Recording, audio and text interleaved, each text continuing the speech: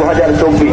সম্মানিত ভিউয়ার্স, আপনারা দেখছেন সোয়ানির একটি ঘোড়াদৌড় প্রতিযোগিতার মাঠের চিত্র।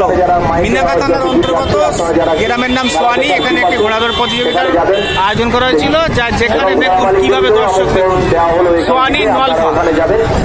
সেই সাথে সাথে আগামী 8ই আষাঢ় এই মাঠটাতে ঘোড়াদৌড় প্রতিযোগিতা হচ্ছে। ভোজেরহাট ঘাটি কোথা আমাদের দেখুন প্রায় এখানে 15,000, 12,000, 10,000, 8,000, 5,000, 3,000, 2,000, 1,000 দেখুন পরিচালনায় আমার ভাই আকরাম মোল্লা রয়েছে।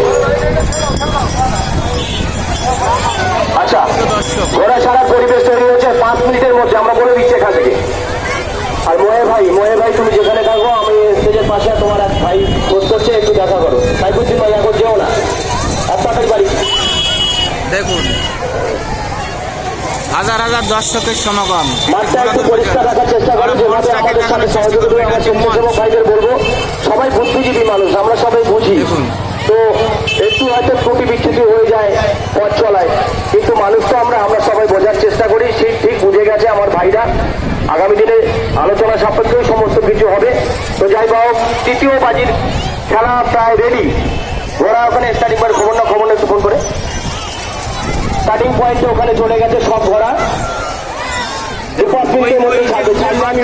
এই মাঠটাতে ঘোড়া দৌড় হচ্ছে, ঘোড়া ছাড়া হবে এবার। ভাই এই ঘোড়া ছাড়ার পর নেমে যাবে। হ্যাঁ, এই ঘোড়া ছাড়া হয়ে যাক, এখনই চলো। এখন দেখা যাবে না, যাওয়ার সঙ্গে সঙ্গে ঘোড়া ছেড়ে দিয়েছে, পরে বলছি। আচ্ছা, ঘোড়া ছেড়ে দিয়েছে, কিন্তু ঘোড়া ছেড়ে দিয়েছে। আপনারা যা সবাই দাঁড়িয়ে যান, যে পরিবেশ আপনারা তৈরি করেছিলেন ঠিক সেই পরিবেশে আপনারা দাঁড়িয়ে যান। ঘোড়া ছেড়ে দিয়েছে।